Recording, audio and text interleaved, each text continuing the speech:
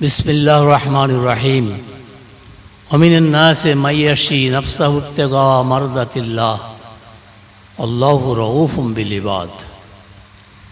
মুআজ্জাজ মোহতারাম সদরে জলসা মুকাররম মুফতি সাহেব কেবলা, দিগার ওলামা হজরাত, হুফাজ ইকরাম, হুজ্জাজ ইকরাম, সমাগত ধর্মপ্রাণ হাজিরানে মজলিস, পর্দার অন্তরে মা ভগ্নীগণ, সন্ধ্যার পর থেকে এতক্ষণ পর্যন্ত বিভিন্ন ওলামা হজরতদের মুখনিসৃত বাণী, কোরআন হাদিসের কথা তথা নবী পাক সাল্লাল্লাহু আলাইহি সাল্লামের জীবনী থেকে আমরা অনেক মূল্যবান নসিহত শুনেছি। বিশেষ করে মুফতি সাহেব বলছিলেন, আমিও শুনছিলাম, অনেক মূল্যবান কথা আমাদের জন্য করণীয়, বর্তমান যুগে সন্ধিক্ষণে কীভাবে চলার দরকার, অনেক কথাই উনি ইক্ষিপ্তভাবে বলেছেন। আমি আখেরি আপনাদের সামনে উপস্থিত। বলার তেমন অভ্যাস বা যোগ্যতা বা এলেম আকলাব নেই বললেই চলে যে আপনাদের দু কথা বলে সন্তুষ্ট করতে পারবো। তবে আপনারা মহব্বত করেন, ভালোবাসেন, হুজুরের আওলাদ হিসাবে বছর বছর ডাকেন, তাই আপনাদের আহ্বানে সাড়া দিয়েছি। খুব অল্প সময়ের জন্য দু চারটি কথা বলে মুক্তাসার দোয়া চেয়ে নিয়ে বিদায় নেব। তো এটা রবিউল আউয়াল মাস, সবাই আমরা জানি। বিশেষ করে নবী পাক সাল্লাল্লাহু আলাইহি সাল্লামের পয়দায়েশকে লক্ষ্য করে মিলাদুন নবীর জলসা আহ্বান হয়ে থাকে। এটাও হচ্ছে আজকের। এটা বড় ভাগ্যের ব্যাপার, সৌভাগ্যের ব্যাপার। কারণ দুনিয়াতে আমরা অনেক জন্ম জয়ন্তী পালন করি। নজরুলের জন্ম, রবীন্দ্রনাথের জন্ম, তার জন্ম বিভিন্নভাবে পালন করি, কিন্তু তাতে কোনো ফায়দা আমাদের হয় না। দুনিয়ায় যদি কিছু হলেও হতে পারে, পরকালে কোনো ফায়দা নেই। কিন্তু এই যে জন্মবৃত্তান্ত আমরা পালন করছি নবী পাক সাল্লাল্লাহু আলাইহি সাল্লামের, এটা আমাদের জন্য, সকলের জন্যে, এই মজলিসে যারা যোগদান করেছেন, অর্থ দিয়েছেন, সাহায্য করেছেন, পরিশ্রম দিয়েছেন, বুদ্ধি দিয়েছেন, সবার জন্য ইহকালে এবং পরকালের একটা মহা মূল্যবান পাথেয় রয়েছে। বলুন সুবহানাল্লাহ। যেমন নাকি হযরত আবি দারদা রাদিয়াল্লাহু তাআলা আনহু হাদিসের মধ্যে বর্ণনা,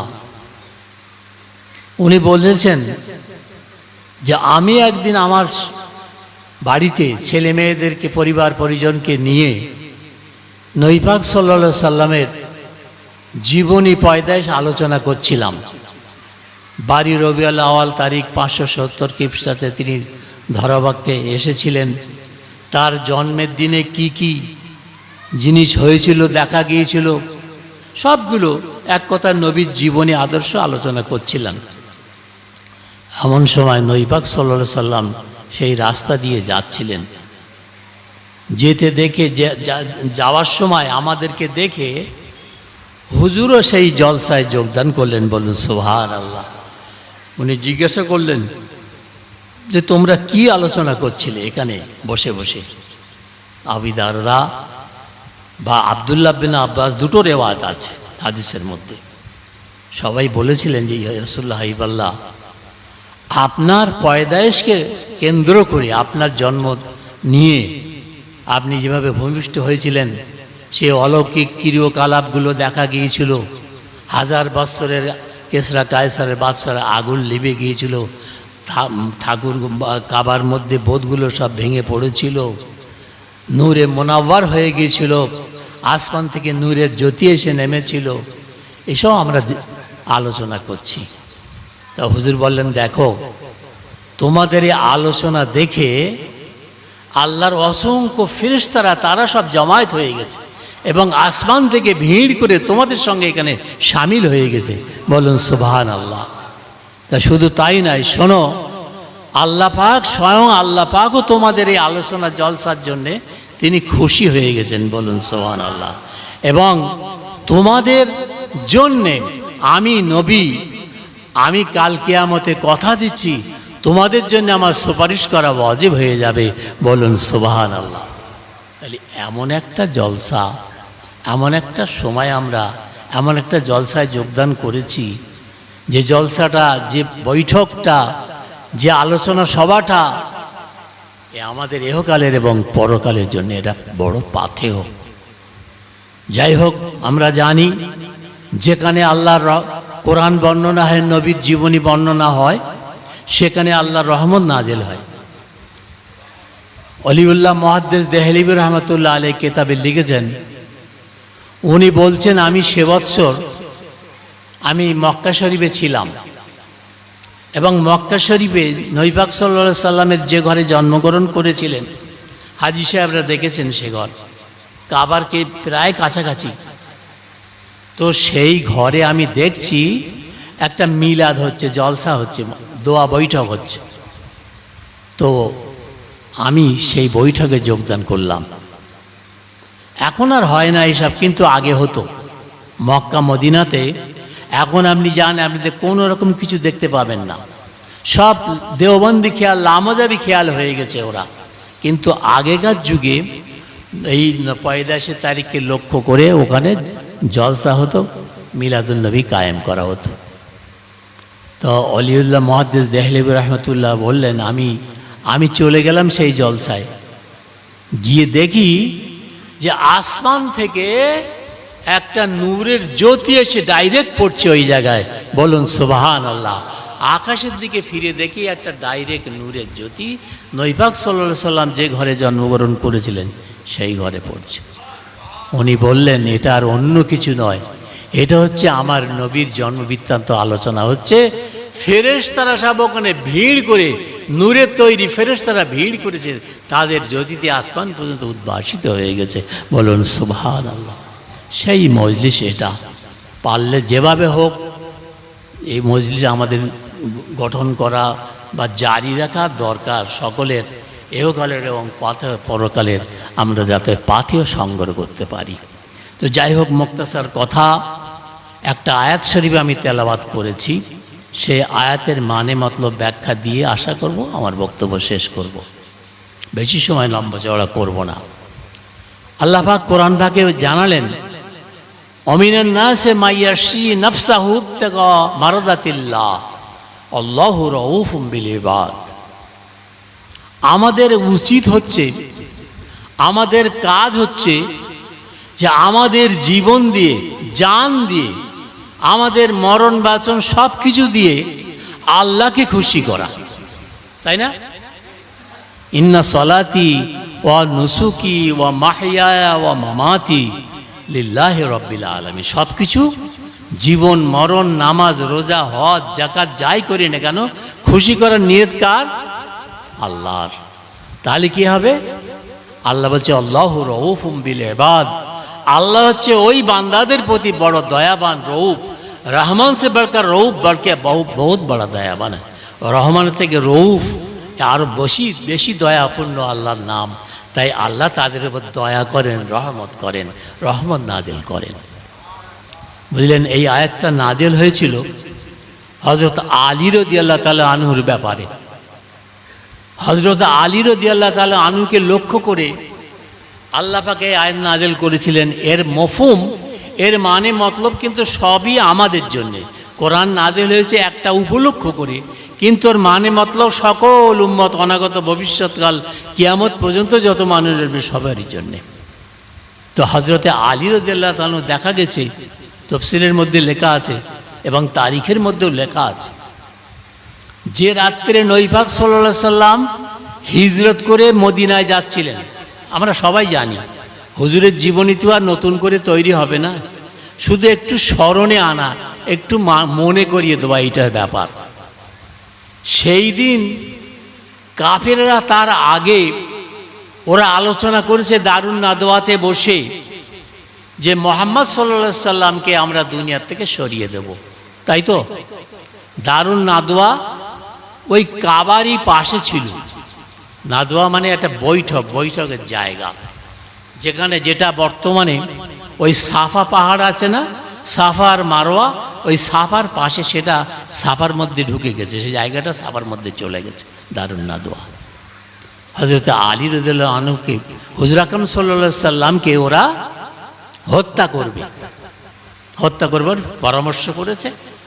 এখন আল্লাহ পাকের আয়াত নাজেল হয়ে গেছে যে নবী আপনি হিজরত করে চলে যান, মক্কা ছেড়ে মদিনায় চলে যান।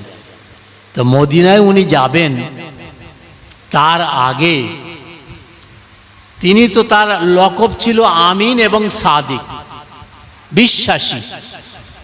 যদিও তারা নবী বলে মানত না আরবের লোক অনেকেই, কিন্তু তাকে এত বিশ্বাস করত, যত মূল্যবান সোনা দানি, টাকা পয়সা, গহনা পত্র ইত্যাদি ইত্যাদি সব নবীর কাছে আমানাত রেখে যেত। যায় না? দেশের মধ্যে, গ্রামের মধ্যে এখনো দেখবেন, লক্ষ্য করে, ভালো যাদের বিশ্বাস করে তাদের কাছে গোপনে গোপনে ভাই এটা রেখে দিও, এই টাকাটা রেখে দিও। অনেক মেয়েরা, মেয়ে ব্যাপারে দেখা যায় যে মেয়েদের কাছে এরকম সব রেখে যায়, বিশ্বাস করে। তো হুজুর আকরাম সাল্লাল্লাহু আলাইহি সাল্লামকে বিশ্বাস করে তারা এই সমস্ত মালমাত্তাগুলো রেখে গিয়েছিল হুজুরের। আর হুজুর যখন হিজরত করে চলে যাবেন, সকালবেলা হলে সবাই ওটাওটি বলা বলি করবে, দেখো মোহাম্মদকে আমরা বিশ্বাস করেছি, আর কত বড় জালিয়াত, যা আমাদের টাকা পয়সাগুলো সব মেরে দিয়ে চলে গেছে। একে নবী বলা যায়? কত বড় জালিয়াত।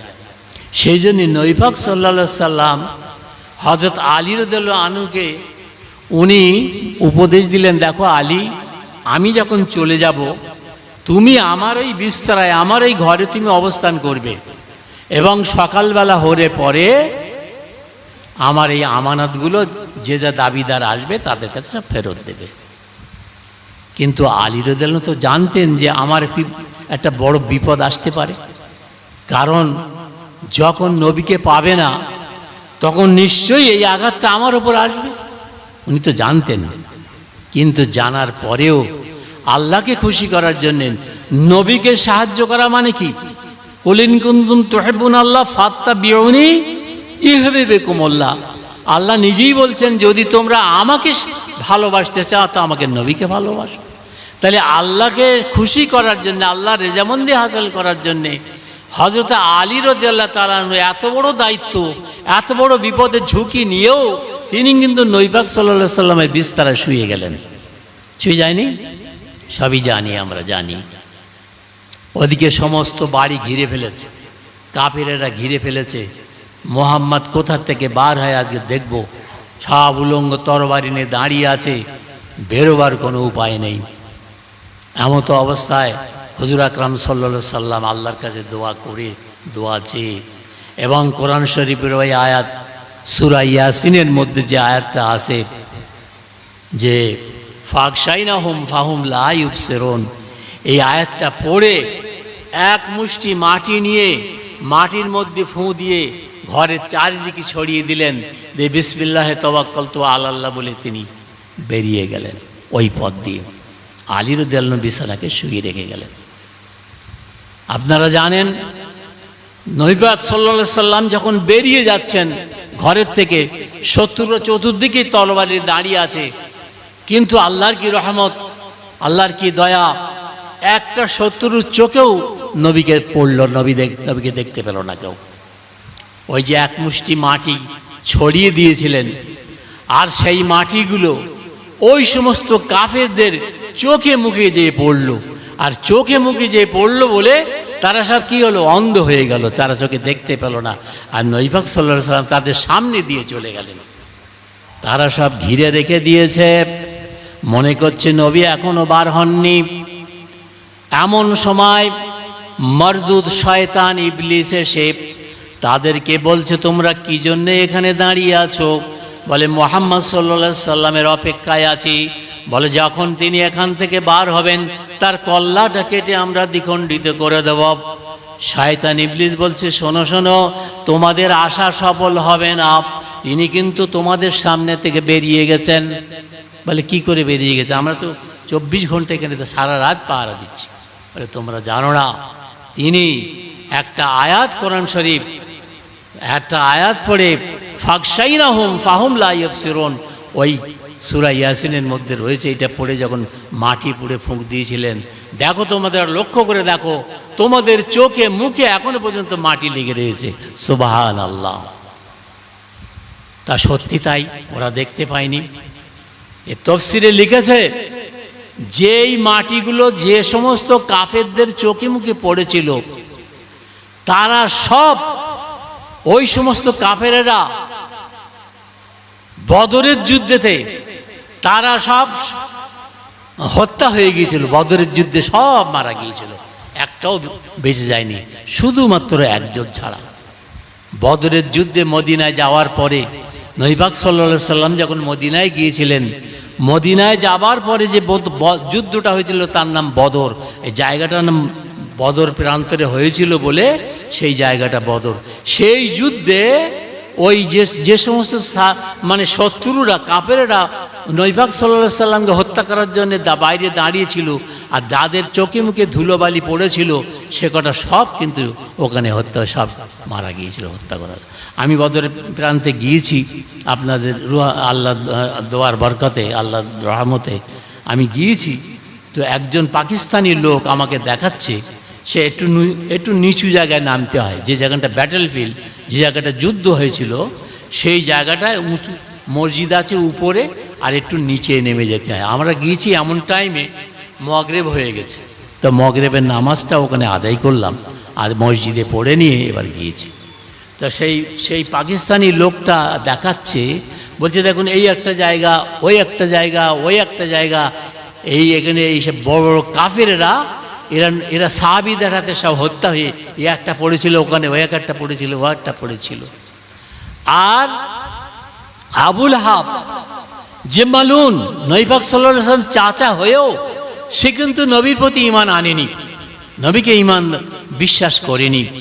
সে তারও কিন্তু ওই যুদ্ধে সে নিহত হয়ে গেছিল, এবং তাকে ওই একটা কুয়া, কালিবে বদর বলা হয়, সেই কুয়ার মধ্যে যত সব কাফেরেরা মারা গিয়েছিল, আরও অনেক কাফেররা মারা গিয়েছিল, সবাইকে ঠ্যাং ধরে টেনে টেনে এনে ওই কুয়ার মধ্যে ফেলে দেওয়া হয়েছিল। আমি দেখে এসেছি, সে কুয়ার ধারেও গিয়েছি। তো সেই কুয়াতে আল্লাহর আযাব হচ্ছে, এখনো পর্যন্ত আযাব হচ্ছে। আল কবর হুফরাতুম মিন হুফারিন নিরান, আল্লাহ নবী বলেছেন, আর রওজাতুম মিন রিয়াজিল জান্নাহ।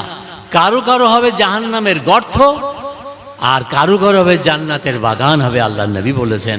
আমল অনুযায়ী, আমল সে বানতি হয় জান্নাত বি আর জাহান্নাম বি, আজ মুকাফাত আমল গাফিল মাশো। তো এই আমলের দ্বারা কেউ জান্নাতি হবে, কেউ জাহান্নামে হবে। তো আবুল আহাব এবং ওই সমস্ত কাফেররা যেদিন হত্যা হয়ে গেছিল এই বদরের যুদ্ধে, সব ঠ্যাং ধরে ধরে টেনে এনে ওই কুয়ার মধ্যে ফেলে দেওয়া হয়েছিল। শেষ পর্যন্ত নবী পাক সাল্লাল্লাহু আলাইহি সাল্লাম কুয়ার ধারে এসে দাঁড়িয়ে লক্ষ্য করে, কাফেরদের লক্ষ্য করে উনি বলেছিলেন, কেমন লাগছে, মজা লাগছে কেমন, তোমরা তো ঈমান আনোনি, ইসলাম গ্রহণ করোনি, কলেমা পড়োনি, আমাকে নবী বলে মানোনি, আল্লাহকে আল্লাহ বলে মানোনি, কেমন লাগছে এখন? কঠিন আযাব হচ্ছে। হযরত একজন সাহাবী ওই বদরের প্রান্তরে, পরবর্তীকালে বদরের প্রান্ত দিয়ে উনি যাচ্ছিলেন, উনি দেখলেন যে একটা লোক ওই কুয়ার থেকে উঠেছে, সারা গায়ে আগুন জ্বলছে, আগুনে ফুলঝুরি জ্বলছে। বলছে, আমাকে বাঁচাও, আমাকে বাঁচাও, আমাকে এক গ্লাস পানি দাও, আমি মরে গেলাম, পিপাসায় মরে গেলাম, তোমরা আমাকে বাঁচাও। তো তখন সে লোকটা পানি দেয়নি। লোকটা নবী পাক সাল্লাল্লাহু আলাইহি ওয়াসাল্লামের দরবারে গেলেন, হুজুর আমি এরকম দেখলাম কেন? বলে, তুমি কি পানি দিয়েছিলে? বলে, না, পানি দেয়নি। তো ওরা হচ্ছে কাফের, ওরা আল্লাহর আযাবের মধ্যে গ্রেপ্তার হয়ে কিয়ামত পর্যন্ত আযাবের মধ্যে থাকবে, এবং খালিদিনা ফিহা আবাদা, এবং কিয়ামতের পরেও তারা চিরস্থায়ী, তারা কোনোদিন জাহান্নাম থেকে মুক্তি পাবে না, তারা আযাব হচ্ছে। তো সত্যিই দেখেছি যে ওই কুয়ার আশেপাশে এই ছোট ছোট একটু ঘাস রয়েছে কয়েকটা, আর কোনো গাছপালা নেই, একটা গাছও জন্মায় না। লক্ষ্য করে আপনারা দেখে থাকবেন যে চুলোর পাড়ে মেয়েরা যেখানে রান্না করে, চুলোর পাড়ে কোনো ঘাস লতা পাতা হয়? কারণ সবসময় আগুন জ্বলে, ওই চুলে আগুন জ্বলে বলে ওখানে কোনো গাছপালা জন্মায় না। তো ওদের ওই কাফেরদের উপর আযাব হচ্ছে সেই বদরের প্রান্তরে। পক্ষান্তরে যে কজন সাহাবী শহীদ হয়ে গিয়েছিলেন, একটু দূরে, কিছুটা দূরে, রাস্তার এধার আর ওধারে, সেখানে তাদের সব শহীদানদের লাশ সেখানে দাফন করা আছে, কবর দেওয়া আছে। আমরাও সেখানে গিয়েছি, এখন বিরাট পাঁচিল করে দিয়েছে, সেখানে জিয়ারত করেছি। তো দেখা যাচ্ছে সেখানে কিন্তু আল্লাহর রহমত নাযিল হচ্ছে, বলুন সুবহানাল্লাহ। সেখানে ঝর্ণার পানি, পাহাড় থেকে ঝর্ণার পানি নামছে, আর আশেপাশে কি সুন্দর সুন্দর খেজুর গাছ, আরও এক ধরনের গাছ আরবের বুকে হয় নিম গাছ মতন দেখতে, সেই নিম গাছের সব চতুর্দিকে যেন একটা বাগিচা তৈরি হয়ে গেছে। আল্লাহর রহমত হচ্ছে সেখানে। তো কথা হচ্ছে, সেই আলী রাদিয়াল্লাহু তাআলা আনহু যে বিছানায় শুয়ে রয়ে গিয়েছিলেন, হ্যাঁ, একজন ব্যক্তি যিনি ওই কাফিরদের সঙ্গে নবী পাক সাল্লাল্লাহু আলাইহি সাল্লামকে মারার জন্য ছিলেন, তার নাম হাকিম বিন হিজার। এই লোকটা পরবর্তীকালে ইনি মুসলমান হয়েছিলেন, ইনি ঈমান এনেছিলেন। তা আল্লাহ পাক দয়া পরবশ হয়ে 120 বছর তার হায়াত দান করেছিল, বলুন সুবহানাল্লাহ। তো 60 বছর তার কুফরি জিন্দগিতে কেটে গেছে, ঠাকুর পুজো জাহিলিয়াতের জমানায় কেটে গেছে, আর বাকি 60 বছর আল্লাহর রহমতে তিনি ইসলামের উপর ঈমান নিয়ে, কালেমা নিয়ে তিনি মৃত্যুবরণ করেছে। লা খাউফুন আলাইহিম ওয়ালা হুম ইয়াহজানুন। তাদের সম্পর্কে আল্লাহ বললেন, ওদেরকে মৃত বলো না, ওরা জীবিত, ওরা কবরে শুয়ে শুয়ে আছে, ওরা রহমত পাচ্ছে। তো এখানে কথা হলো যে যদি আল্লাহর পথে জীবনটা উৎসর্গিত করা যায়, সমস্ত কাজে কর্ম দিয়ে, আমার শরীর দিয়ে, মন দিয়ে, অর্থ দিয়ে, সব কিছু আল্লাহকে রাজি করার জন্যে, নবীর সুন্নত তরিকা মতো জীবনযাপন করার জন্যে, তাহলে কিন্তু আল্লাহ খুশি হয়, আর আল্লাহ তার জীবনের সমস্ত গুনাহ মাফ করে তাকে মাগফিরাত করে দেয়, বুঝলেন। তাই দেখা গেছে যে এইবারে ঠিক অনুরূপভাবে যে কথা বলছিলেন আমাদের মুফতি সাহেব, বলতে বলতে রেখে গেছেন আমি, যে হজরতে মিশকাত শরীফের হাদিসের মধ্যে এসেছে, হজরতে ওমর ফারুক রাদিয়াল্লাহু তাআলা আনহু উনি বলেছিলেন যে, ভাই আবু বকর, আপনার জীবনের দুটো আমল যদি আপনি আমাকে দেন, তাহলে আমার সারা জীবনের যত ভালো কাজ, যত নেকি আমি করেছি, এই সমস্ত নেকিগুলো তার পরিবর্তে আমি আপনাকে দেব। দুটো ভালো কাজের যদি আমার নেকিটা আমাকে দেন। দুটো ভালো কাজের নেকি হচ্ছে কি, যে ওই যেদিন উনি হিজরত করে সঙ্গে নিয়ে গিয়েছিলেন সেই গারে সুর, খুব সংক্ষিপ্ত কথা, গারে সুর আমরা হাজি সাহেবরা গিয়েছে অনেকে, 5000 ফুট উঁচু, অনেকে উঠতে পারে না। গারে হেরা আর গারে সুর, যেখানে হেরা গুহায় প্রথম কোরআন নাজেল হয়েছিল, আমি আল্লাহ পাক আমাকে দুটো জায়গাতেই নিয়ে গেছেন। আমি সেই হেরা গুহায় ঢুকে, যেখানে নবী পাক সাল্লাল্লাহু আলাইহি সাল্লাম ধ্যানে থাকতেন, ইকরা বিসমি রাব্বিকাল্লাযী খলাক যে আয়াত নাজেল হয়েছিল, সেই জায়গাতে আমি ঢুকেছি। 2-4 রাকাত নামাজও আল্লাহ সেখানে পড়িয়েছেন। এবার গারে সুর 5000 ফুট উঁচু, আল্লাহর সেই রাত্রে আপনার ওই আবু বকর রাদিয়াল্লাহু তাআলা আনহু কত কষ্ট করে নবী পাক সাল্লাল্লাহু আলাইহি সাল্লামের পায়ের ছাপ যেন মাটিতে না পড়ে, কাফেররা যখন খুঁজে বেরোবে তখন যেন না পড়ে, তাই সেই কাঁধে করে নিয়ে নবী পাক সাল্লাল্লাহু আলাইহি সাল্লামকে সেই গারে সুরের মধ্যে যে আত্মগোপন করেছিলেন, সেখানে 3 দিন ছিলেন। 3 দিন 3 রাত থাকার পরে তারপর ওখান থেকে ওনারা হিজরত করে চলে যাচ্ছিলেন। তো যখন কাফেররা এসে গেছে খুঁজতে খুঁজতে, ওই 5000 ফুট ওপরে পৌঁছে গেছে, পৌঁছে যাওয়ার পরে যখন হযরত আবু বকর রাদিয়াল্লাহু তাআলা কাফেরদের পা দেখতে পাচ্ছে, মানে ওই গর্তটা এমন যে নিচের দিকে তাকালেই বোঝা যাবে যে এর মধ্যে লোক আছে। কিন্তু আল্লাহ পাকের রহমত দয়া আমরা সবাই পড়েছি, জেনেছি, জানি যে মাকড়সা এসে সঙ্গে সঙ্গে বাসা করে দিয়েছিল। আর জাত তাকিহ মিন আদুবিহি আনকাবুতুন ইয়াকুলু লিসানিন লা তাখাফ ওয়ালা তাহজানি। আপনার সঙ্গে সঙ্গে মাকড়া এসে জাল করে দিল, এবং সঙ্গে সঙ্গে আল্লাহর রহমতে এক জোড়া কৌতর এসে সেখানে বাসা বেঁধে ডিম পেড়ে তাওয়া দিচ্ছিল। তাওয়া দেওয়ার সময়তে একটা কবুতর আর একটা কবুতরকে বলছে, শোনো শোনো শোনো, ভিতরে কারা আছে তোমরা জানো না। আখির জামানার নবী, দো জাহানের বাদশাহ, সৈয়দুল মুরসালিন, খাতামুন নবীন, রাহমাতুল আলামিন এখানে আত্মগোপন করে রয়েছে। তাই তিনি ইয়াকুলুল সানিন লা তাখাফ ওয়ালা তাহজানি, তোমরা একে অপরকে বলছে। এবং সে কথাটা নবীও হযরত আবু বকর রাদিয়াল্লাহু আনহুকে বলেছিলেন। যখন পা দেখা যাচ্ছে তখন আবু বকর রাদিয়াল্লাহু আনহু ভয় খেয়ে গেলেন যে হুজুর যদি ওরা দেখতে পায় তো আমাদের আর উপায় হবে না। আল্লাহ পাক কোরআন শরীফের আয়াত নাজিল করে দিয়েছিলেন, ইয়া ইজ ক্বালা আলি সাহিবিহি লা তাহজান ইন্নাল্লাহা মা'ানা। যেদিন আল্লাহ পাক সঙ্গে সঙ্গে আয়াত নাজিল করে বলে দিয়েছিলেন যে হে নবী আপনি বলে দিন, আপনার সাথীকে বলে দিন, লা তাহজান, তুমি চিন্তা করো না, নিশ্চয় আল্লাহ আমাদের সঙ্গে আছেন, আল্লাহর সাহায্য, আল্লাহর রহমত আমাদের সঙ্গে আছেন। বলুন সুবহানাল্লাহ। এখানে আল্লাহ আমাদের মা'ানা, মা'ানা মানে কি? মা'ানা মানে তাফসীরে লিখেছেন মা'ানা মানে আমাদের দুজনারই সঙ্গে আছে। তো সেখানে কারা কারা ছিলেন? হযরত আবু বকর রাদিয়াল্লাহু তাআলা আনহু এবং হুজুর আকরাম সাল্লাল্লাহু আলাইহি সাল্লাম। তো আল্লাহর যদি ইসলামের মধ্যে ঢোকা যায় তো আল্লাহর রহমত শুধু একের উপরে সবার উপরে নাজেল হয়। যেমন আমরা আত্মাহিয়াত নাম পড়ি, দরুদ পড়ি নামাজের মধ্যে, ওয়ালা ইবাদিল্লাহিস সলিহিন, আল্লাহর নবীও দোয়া চেয়ে গেছেন, আল্লাহ এই যে রহমত কিয়ামত কালে অনাগত ভবিষ্যতের মধ্যে যত আপনার সলে বান্দা বান্দি আসবে তাদের সকলের উপরে রহমত নাজিল করুন। এই দোয়া আল্লাহর নবী চেয়ে গেছে, তাই আমাদের উপরে অটোমেটিক্যালি সেই দোয়ার ভাগিদারি আমরা হয়ে যাচ্ছি। সুবহানাল্লাহ।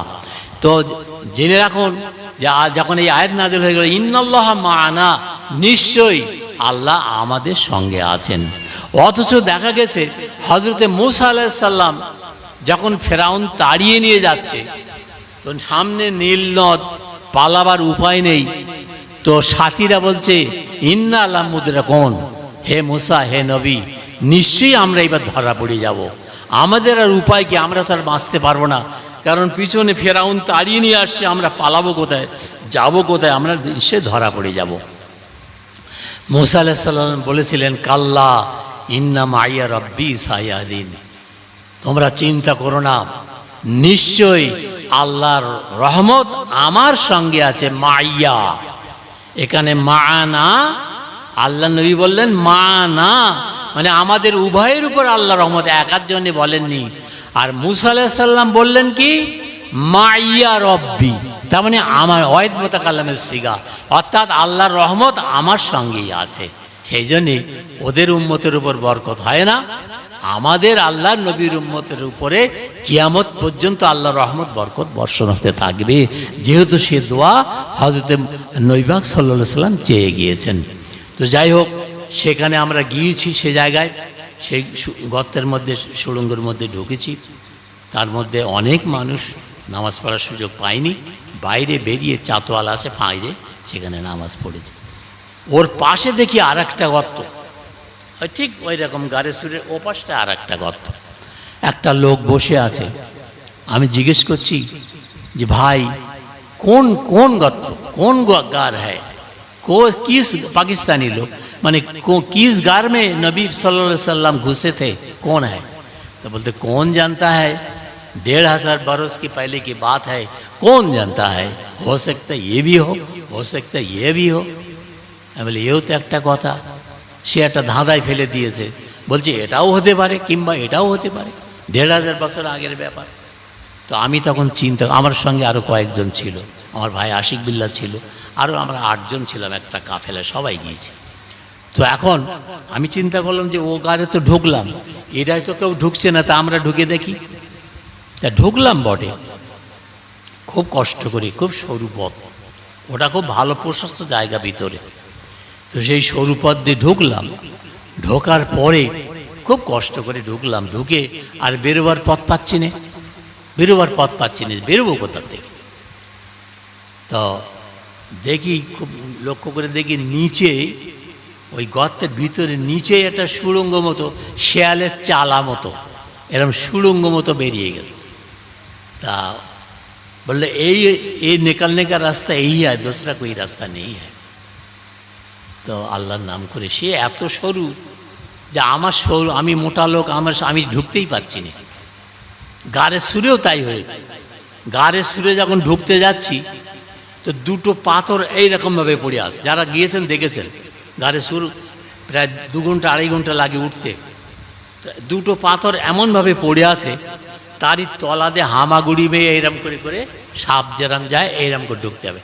এত আল্লাহর রহমত সেখানে। নবী পাক সাল্লাল্লাহু আলাইহি ওয়াসাল্লাম ওখানে ধ্যানে থাকতেন, আর বাইরের থেকে হঠাৎ করে একটা শত্রু এসে, কাফের এসে ডাইরেক্ট ঢুকে যাবে, গিয়ে আঘাত করবে। আল্লাহ এমনভাবে তৈরি করেছেন যে হঠাৎ করে কেউ ঢুকতে পারবে না। তো আমি ঢুকতে গেছি, ঢুকতে যেয়ে আমি ঢুকতে পারছি না। আমি বেরিয়ে এসে তা আমি সেই পাশে একটা লোক বসে আছে, সেও পাকিস্তানের লোক। আমি বলছি दूसरा कोई রাস্তা হ্যাঁ জানে কা? বলছে कोई রাস্তা নেই, একই রাস্তা है। মরিস যে কেমন করে যাব? তখন আমার মনে হলো আব্বাজান হুজুরের কথা একটা মনে পড়ে গেল। উনি বলেছিলেন যে যত সরু পথই হোক না কেন, ওখানে এমন আল্লাহর রহমত, এমন দয়া যে কেউ সহজে ঢুকে যাবে, কিন্তু দেখলে মনে হয় ঢুকতে পারবে না। আমার মনে হয়ে গেছে, আর তাই তো আল্লাহ চেষ্টা করি। তো এবার চেষ্টা করে দেখলাম সত্যি ঢুকে গেলাম ওর ভেতরে। বাইরে গিয়ে দেখি বেশ প্রশস্ত জায়গা, পথটা ঢুকতে গেলে আমার সঙ্গে 8 জন, আর গিয়ে দেখি প্রায় 30-40 জন। মেয়েরাও ঢুকেছে, একদিকে মেয়েদের লাইন, একদিকে ছেলেদের লাইন। সেখানে আমরা নামাজ পড়তে দিচ্ছে না। सब पाकिस्तानीরা বলছে खाली दुआ करो, दुआ करके चले आओ, बहुत आदमी खड़ा रहता है, नमाज पढ़ने से बहुत ज़्यादा टाइम लग जाएगा, खाली दुआ करो चले आओ। আমি আমাদের সাথীদের কানে কানে বললাম যে আমি আগে দাঁড়াবো, তোমরা আমার পেছন পেছন থেকো। আমি কে পয়লা নিয়ত করে দাঁড়াবো, তা যাহাই হবে, কারণ এসেছি আর আসবো কিনা তার ঠিকও নেই। আমি কে নিয়ত করে দাঁড়াবো। একজন লোক দাঁড়িয়ে নামাজ পড়া যায়, আর পাশে দুটো লোক বসে পড়া যায়, দাঁড়াতে পারবে না, এমনভাবে তৈরি করা। আল্লাহর রহম সেরা। আর ওখান থেকে আমি লক্ষ্য করেছি যে নবী পাক সাল্লাল্লাহু আলাইহি ওয়াসাল্লাম কাবা দেখতেন, তো কাবা দেখা যায় কি না, দেখছি ডাইরেক্ট কাবা দেখা যাচ্ছে। বলুন সুবহানাল্লাহ। প্রায় অন্তত 4-5 কিলোমিটার দূর ওখান থেকে গাড়ে সুর দাঁড়িয়ে গেলাম। আমাদের সামাদ হাজি আমার সঙ্গে ছিল, তা আরও অনেকে, যে 8 জন আমরা ছিলাম। তা পরপর সবাই 2 রাকাত করে নামাজ আমরা পড়েছি। তো যাই হোক, আল্লাহর রহমত আছে আমার আপনার উপরে, এই উম্মতে মুহাম্মাদির উপরে আল্লাহর রহমত থাকবে। যারা নবীকে নবী বলে মানবে, যারা আল্লাহকে আল্লাহ বলে গ্রহণ করবে, তাদের ওপর কিয়ামত পর্যন্ত, তাদের মরার পরেও কবরে রহমত নাযিল হবে। বলুন সুবহানাল্লাহ। তো এইবারে হিজরত করে যাচ্ছেন, হ্যাঁ, ওখান থেকে এইবার 3 দিন পরে আমির বিন ফাহিরা, আবু বকর রাদিয়াল্লাহু আনহু একটা গোলাম ছিল, সে ওই দুধ দুয়ে ছাগলের বকরির দুধ দুয়ে খাওয়াতেন, নবীকে দিয়ে যেতেন। আর ওখানে থাকার সময় আব্দুল্লাহ, হযরত আবু বকর রাদিয়াল্লাহু আনহুর ছেলে, উনি যুবক ছিলেন সে সময়। উনি ওখান থেকে ফিরে এসে সারা রাত ওই আরবের কাফেররা কি পরামর্শ করছে, কি করছে, এই সমস্ত খবরগুলো নেবার জন্যে উনি থাকতেন। রাতের বেলা যেয়ে সব শুনিয়ে দিতেন, হুজুর আব্বাজানকে শোনাতেন, আব্বাজান কাফেররা এই পরামর্শ করছে, আপনাদের তারা হত্যা করতে বলেছে, এবং যে ব্যক্তি হত্যা করতে পারবে, আবু বকর রাদিয়াল্লাহু আনহুকে যদি হত্যা করতে পারে 100 উট পুরস্কার, আর নবী পাক সাল্লাল্লাহু আলাইহি সাল্লামকে যদি হত্যা করতে পারে তাকেও 100 উট পুরস্কার, হত্যা কিংবা জীবিত যদি ধরে আনতে পারে। আর যদি উভয়কেই ধরে আনতে পারে তাদের জন্য 200 উট পুরস্কার দেবে। এই ঘোষণা তারা দিয়েছে। 3 দিন থাকার পরে নবী পাক সাল্লাল্লাহু আলাইহি সাল্লাম আল্লাহর নাম নিয়ে এইবার বেরোলেন, মদিনায় চলে যাচ্ছেন। মদিনায় যাওয়ার পথে কাফেররা চতুর্দিকে বেরিয়ে পড়েছে। এই ঘোষণা যখন শুনেছে, সবাই 200 উট পুরস্কার নেওয়ার জন্যে চতুর্দিক থেকে সব বেরিয়ে পড়েছে। বেরিয়ে পড়ে খোঁজাখুঁজি করছে। ওদিক আমের ওই আপনার এই একজন কাফের, হারিস সম্ভবত নাম, ও ওই একটা ঝিল ছিল, তার বাড়ি ছিল ওই ঝিলের ধারে। সে যখন শুনেছে যে মোহাম্মদ আর আবু বকর পালিয়ে গেছে, ওদের ধরতে পারলে 200 উট পুরস্কার পাবে, তো সেও কিন্তু তলে তলে উট নিয়ে রেডি হয়ে রয়েছে। এমন সময় একটা লোক এসে বলছে, দেখো এইদিকে কিন্তু 2টো লোক গেছে উটের পিঠে চেপে। তা আমার মনে হয় মোহাম্মদ সাল্লাল্লাহু আলাইহি সাল্লাম এবং আবু বকর স্বয়ং এই রাস্তা দিয়ে মনে হয় চলে যাচ্ছে। উনি বললেন, তো বলে তাই? তো বলে হ্যাঁ। তো বলে এই কারোর জন্য আর বলিস নেই, আমি যাচ্ছি। তেমন 200 উট পুরস্কারটা ওই নেবে, তাহলে অন্য লোক এসে গেলে ভাগ দিতে হবে, 200 উট পুরস্কার ওই নেবে। যাই হোক, এগিয়ে গেছে। আবু বকর রাদিয়াল্লাহু আনহু দেখতে পেলেন, ইয়া রাসূলুল্লাহ, হাবিবাল্লাহ, একটা লোক আসছে উটের পিঠে, ঘোড়ার পিঠে সওয়ার হয়ে, তার হাতে একটা উলঙ্গ তরবারি রয়েছে। আমার মনে হয় কোনো শত্রু আসছে আমাদেরকে বধ করার জন্যে। হুজুর বললেন, সবর করো, ইন্নাল্লাহ মা'ানা, আগে বলেছি আল্লাহর রহমত আমাদের প্রতি, আপনার প্রতি আছে, কোনো চিন্তা নেই। তো বললেন, এইবারে যখন ঘোড়াটা প্রায় কাছাকাছি এসে গেছে, আল্লাহর কাছে দোয়া করে আল্লাহ নবী বললেন, ওয়াকাদ ক্বালা ইয়া আরদু খুজি হে লিফারসিন লাম ইয়াতাখাল্লাস কাবলা আমরিল মুবাদ্দেলি। কবিতায় সুন্দর করে কবিতার মধ্যে এসবগুলো ফুটিয়ে তুলেছেন। এসব কবিতা পড়লে কত কথা জানা যায় যে তার কুলকিনারা নেই, ইয়াত্তা নেই। ওয়াকাদ ক্বালা ইয়া আরদু খুজি হে লিফারসিন, যখন নবী দেখলেন যে ওই হারেসা ঘোড়া নিয়ে, তলবারি নিয়ে নবীকে আঘাত করার জন্য ছুটে আসছে, তখন কাছাকাছি প্রায় এসে গেছে। আল্লাহর হুকুমে জমিনকে বললেন, হে জমিন, তুমি ওই ঘোড়ার পা দুটো কঠিনভাবে মজবুতের সঙ্গে জাপটে ধরো, কঠিনভাবে মজবুতের সঙ্গে জাপটে ধরো। লাম ইয়াতাখাল্লাস কাবলা আমরা মুবাদ্দেলি, অতক্ষণ পর্যন্ত আর ছাড়েনি, যতক্ষণ পর্যন্ত না দ্বিতীয় অর্ডার না এসেছে আল্লাহ নবীর তরফ থেকে, ততক্ষণ পর্যন্ত ওই কারগার মাটি, ওই শত্রুর পা, ওই ঘোড়াটা জাপটে ধরে রেখেছে। এখন হারেসা দেখলো, তাই তো উপায় তো নেই, আমি যে উদ্দেশ্যে এসেছিলাম, আমি তো নবীকে কতল করতে পারবো না, উট তো আমার পুরস্কার নেওয়া হবে না। তখন উনি বুঝতে পারলেন যে ইনি সেই আখিরি জামানার নবী, ইনি ছাড়া ইনি যে কথা বলবেন আল্লাহ কবুল করবেন, তো নিশ্চয়ই এর বদদোয়া লেগে গেছে, তাই আমার ঘোড়ার পা আটকে গিয়েছে। তাই উনি বললেন, আমি বিশ্বাস করি আপনি দোজাহানের বাদশাহ, সাইয়্যিদুল মুরসালিন, খাতামুন নবীন, শাফিউল মুযনিবিন, রাহমাতুল লিল আলামিন, আমি বিশ্বাস করি আপনি আমাকে বদদোয়া দেবেন না, আপনি আমার জন্য দোয়া করুন, আমার ঘোড়ার পাটা যেন জমিন ছেড়ে দেয়। উনি আল্লাহ নবীর কাছে দোয়া করলেন। আল্লাহ নবী রাহমাতুল লিল আলামিন, জগতের রহমত স্বরূপ দয়াবান নবী, তিনি মানুষের দুঃখ কষ্ট সহ্য করতে পারতেন না, সঙ্গে সঙ্গে আল্লাহর কাছে দোয়া করলেন, দেখা গেল ঘোড়ার পা আবার জমিন ছেড়ে দিয়েছে, জমিন ছেড়ে দিয়েছে।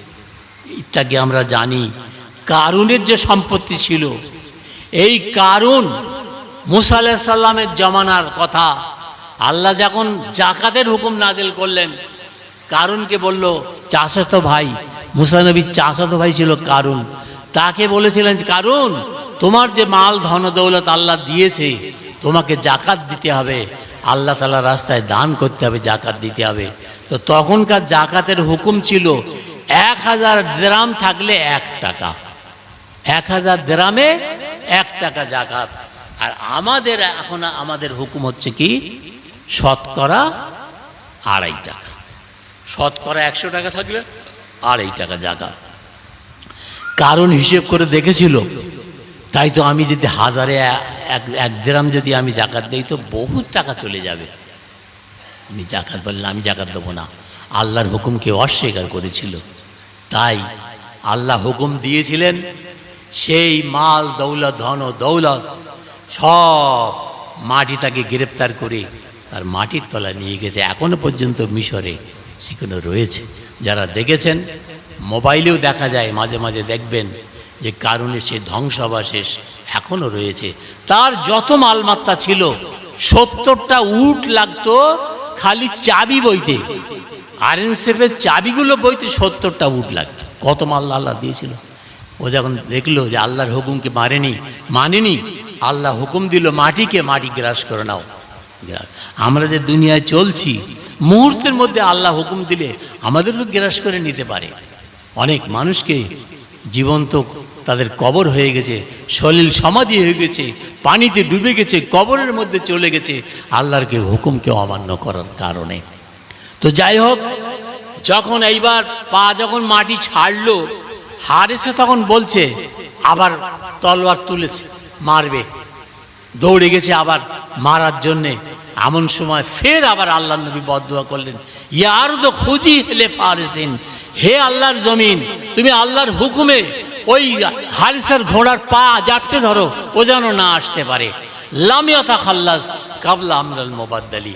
আল্লাহ নবী দ্বিতীয়বার হুকুম না দেওয়া পর্যন্ত মাটি ছাড়েনি। শেষ পর্যন্ত হারেসা দেখলো আর তো আমার উপায় নেই, আমি যদি আবার মারতে যাই আমার পা আবার জাপটে ধরবে, আল্লাহর গজবে পড়ে যাব। তাই উনি বলেছিলেন, ইয়া রাসূলুল্লাহ হাবিবাল্লাহ, আমি কথা দিচ্ছি আমি আপনাকে মানব, আপনার হুকুম মানব। আপনি যখন ফিরে আসবেন মক্কায়, যেদিন ফিরে আসবেন আমি আপনার কাছে কথা দিচ্ছি, আমি আপনার প্রতি ঈমান আনলাম, বিশ্বাস করলাম, আমি আপনাকে নবী বলে গ্রহণ করলাম।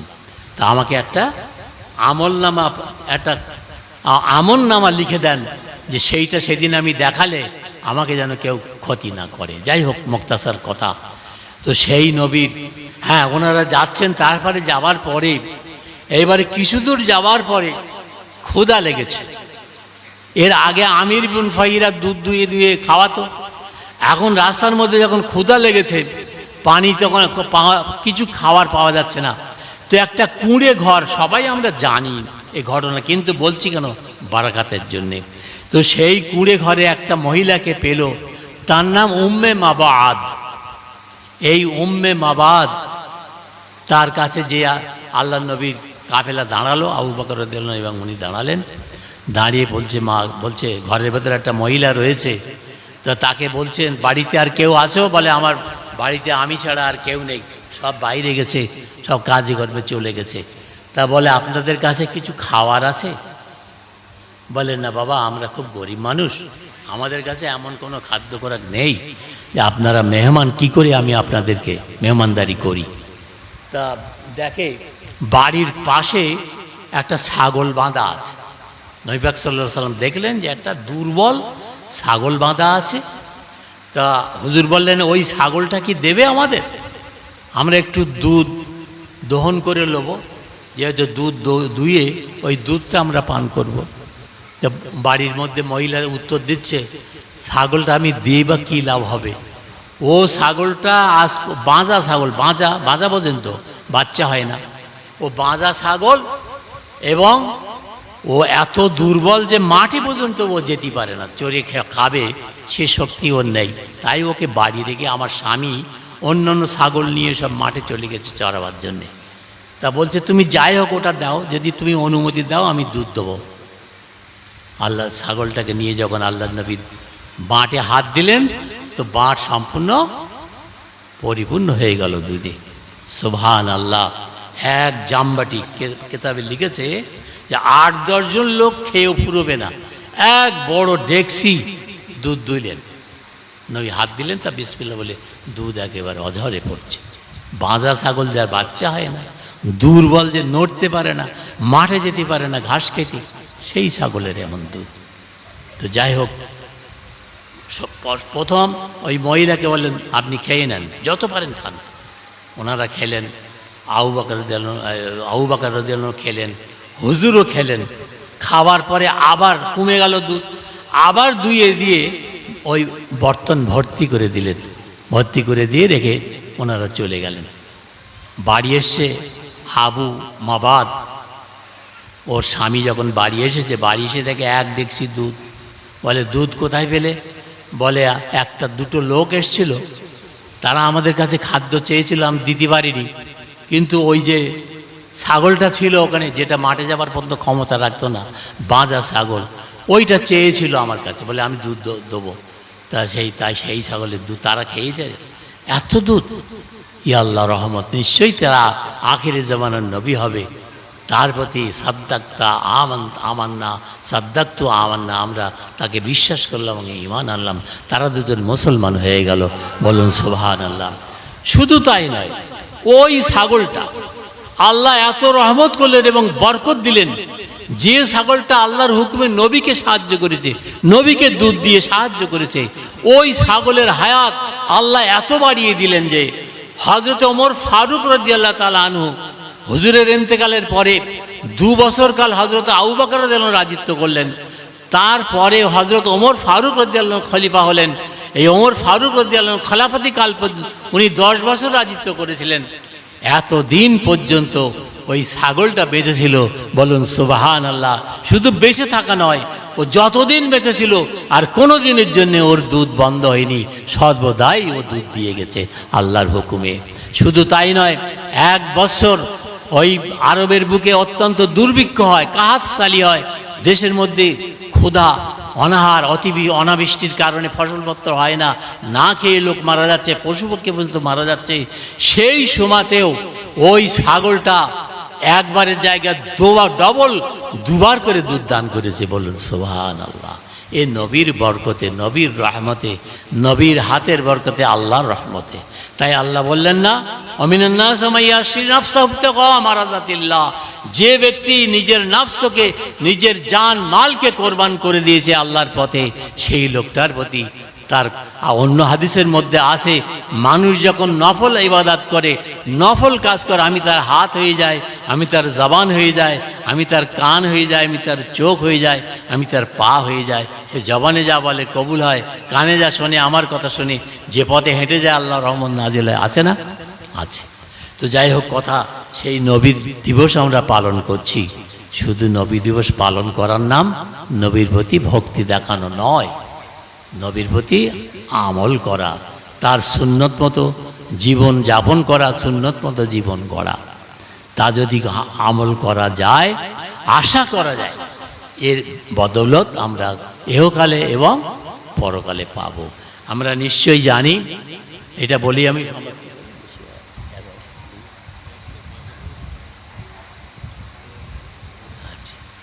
তো সেই নবী পাক সাল্লাল্লাহু আলাইহি সাল্লাম আরবিতে একটা কবিতা, বুখারী শরীফের মধ্যে এটা আছে,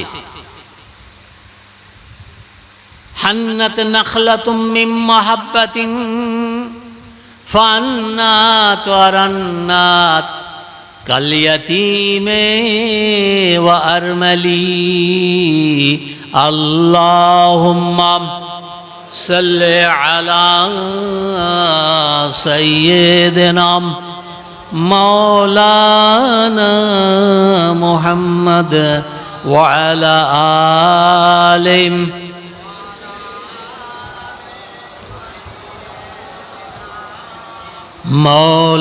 মাওলানা মুহাম্মদ হাবিবে ইলাহিল আলামিনা মুহাম্মাদুন রফিউল উলা খায়রুল ওয়ারায়া ওয়া আফদালি আল্লাহুম্মা সাল্লি আলা সাইয়্যিদিনা মাওলানা মুহাম্মদ ওয়া আলা আলিহি হান্নাত ইলাইহি নাখলাতুম মিন মুহাব্বাতিন ফান্নাত ওয়ারান্নাত কাল ইয়াতীমে ওয়া আরমালি। কবিতায় কি সুন্দর বলেছেন যে মানুষ হয়ে হযরত হাসান বসরি উনি বলেছিলেন, দেখো একটা গাছ, একটা খেজুর গাছ, সে আজকের নবীকে ভালোবেসে, নবীর মহব্বতে, নবীর প্রতি বিলীন হয়ে নিজের জীবনকে বিলিয়ে দিয়ে আজকে সে খেজুর গাছ জান্নাতের অধিবাসী হয়ে গেছে। আর তোমরা মানুষ, আমরা মানুষ, আজকের নবীর ভালোবাসা, ভক্তি, মহব্বত আমরা দেখিয়ে জান্নাতের অধিবাসী হতে পারলাম না। এই কবি পদ্য আকারে লিখেছেন, হান্নাত ইলাইহি নাখলাতুম মিন মাহাব্বাতিন, একটা গাছ এত ক্রন্দন করলো নবীর মহব্বতে, নবীর ফারাকাতে, যখন নবী বিচ্ছিন্ন হয়ে গেলেন, খুব সংক্ষিপ্ত আপনারা সবাই জানেন ঘটনা, যখন মেম্বার মসজিদে নববীর যখন মেম্বার হয়নি, এখন কাঠের সুন্দর মেম্বার করে দিয়েছে, এতটা উঁচু, এছাড়াও আরও উঁচু মেম্বার, সেখানে ইমাম সাহেব খুতবা পড়ে, জুমার দিনে খুতবা পড়ে।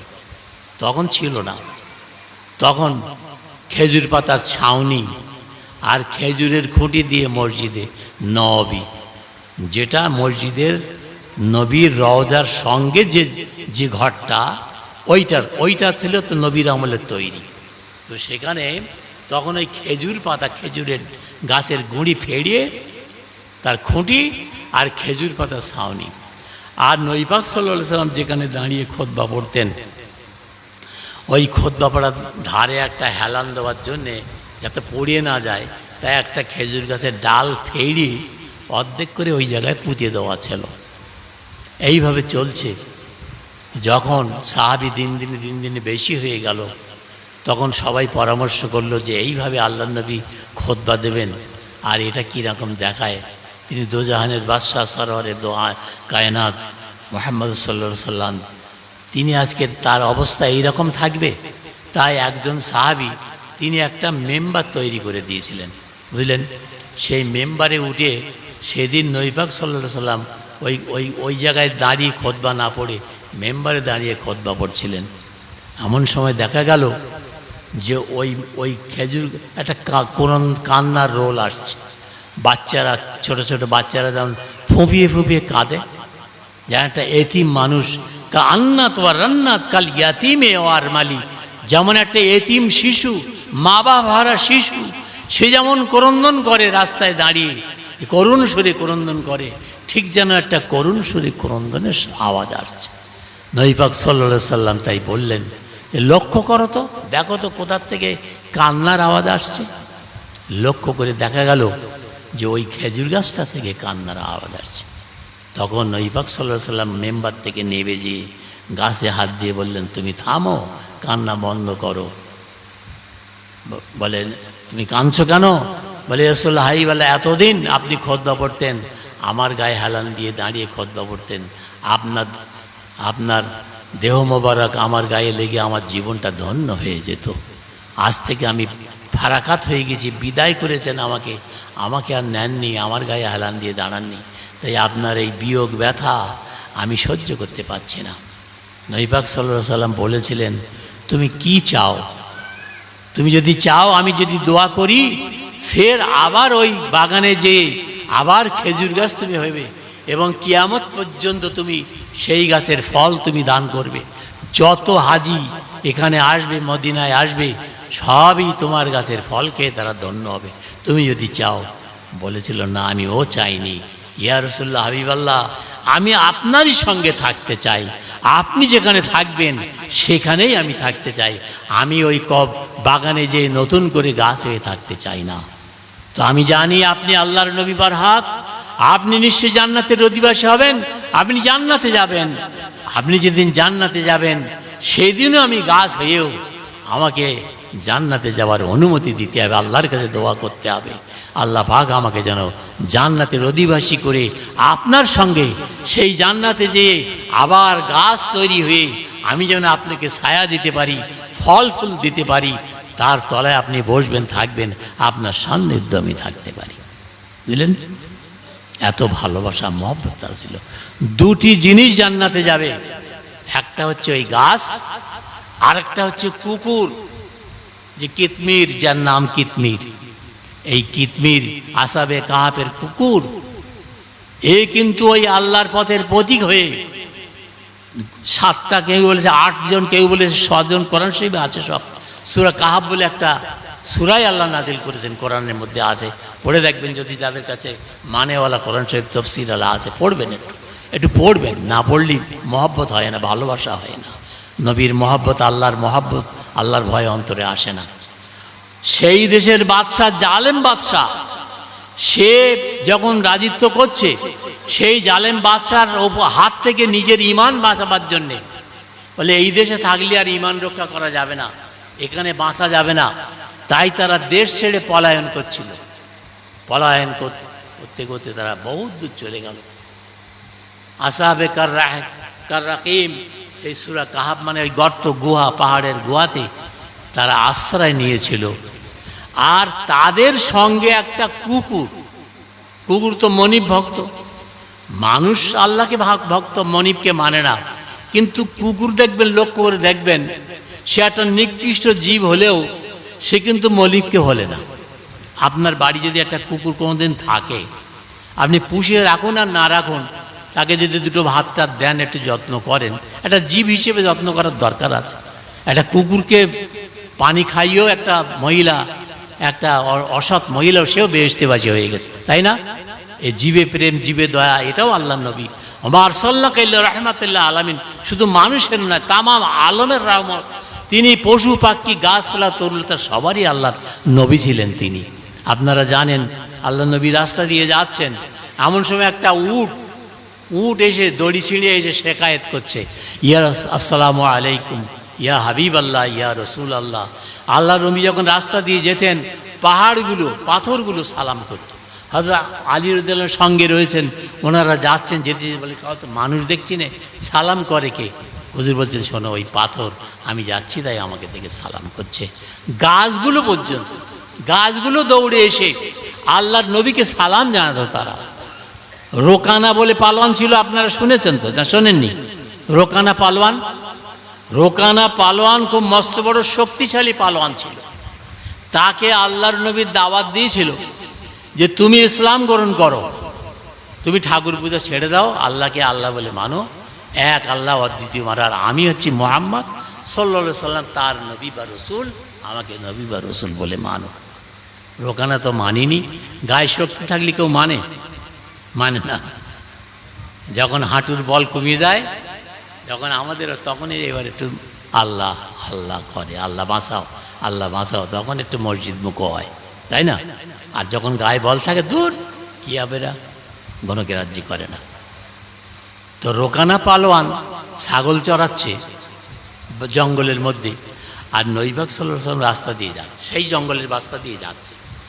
এই যে দেখে রোকানা পালোয়ান যেখানে ছাগল চড়াচ্ছে, তা রোকানা বলে, এই মোহাম্মদ দাঁড়াও, তোমার এত বড় স্পর্ধা, তুমি আমাদের দেবদেবতা ঠাকুর দিওকে তুমি খারাপ বলো, তাদের পুজো করতে মানা করো, নিষেধ করো? বলে হ্যাঁ, আমি বলি, এই জন্যই তো আমি দুনিয়ার বুকে নবী হয়ে এসেছি। আমি বলি যে কুল হুয়াল্লাহু আহাদ আল্লাহুস সামাদ লাম ইয়ালিদ ওয়া লাম ইউলাদ ওয়া লাম ইয়াকুল লাহু কুফুয়ান আহাদ। এক আল্লাহ অদ্বিতীয়, তিনি, তার কোনো সন্তান নেই, তিনি কারোর থেকে জন্মগ্রহণ করেনি, তার থেকে কেউ জন্ম করে, আল্লাহ এক, এই কথা আমি বলি। কুল ইয়া আইয়ুহাল কাফিরুন ইত্যাদি সব কোরআন শরীফের আয়াতগুলো আছে। তা বলে রোকানা বলে, শোনো, তোমাকে আমি নিষেধ করছি, তুমি খবরদার এইরকম কথা আর কোনোদিন বলো না। বলে আমি চাই তুমি ইসলাম গ্রহণ করো, তুমি কবুল করো, ঈমান আনো, আমি চাই তোমার কাছে।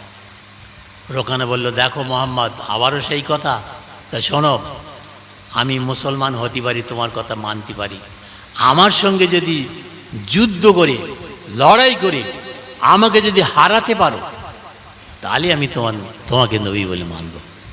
বলে তাই? ঠিক আছে, তুমি যখন তাই চাচ্ছ তাই। আল্লাহ নবী তার সঙ্গে যুদ্ধ করলেন, লড়াই করলেন। নবীর কাছে পারবি কেন? আল্লাহর রহমত রয়েছে, ইন্নাল্লাহ মানা, যে আল্লাহর রহমত আমাদের সঙ্গে, আল্লাহ তো আগেই তো কোরআনে নাজিল করেছেন। রোকানা হেরে গেল, রোকানা হেরে গেল। তা রোকানা বলছে, দেখো, আজ পর্যন্ত আমাকে কেউ, আমার এই পিঠটাকে কেউ মাটির সঙ্গে লাগাতে পারিনি, মানে আমাকে হারাতে পারিনি আজ পর্যন্ত, তো তুমি আমাকে হারালে। তা শোনো, তোমার আল্লাহ তোমার শক্তি দেশে, আমার লাত, উজ্জা, আউয়াল, আমাদের ঠাকুরের নাম করছে সব, যে এরা আমার আজকে সাথী সঙ্গী হয়নি বলে আমি হেরে গেছি, আর তোমার আল্লাহ তোমার সঙ্গী হয়েছে বলে তুমি জিতে গেছো।